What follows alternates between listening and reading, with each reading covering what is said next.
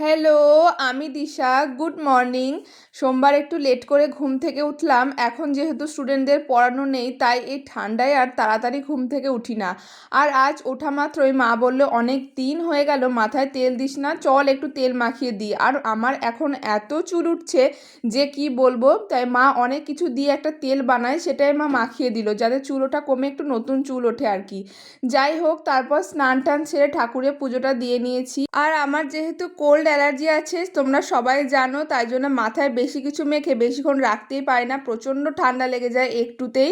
তো যাই হোক, তারপর দুপুরে খেতে বসলাম। কালকেকার পাবদা মাছ ছিল আর মা ফুলকপি আলু ভাজা করেছিল। এই শীতে প্রায়ই আমাদের ফুলকপি ভাজাটা হয়, বেশ ভালোও লাগে খেতে।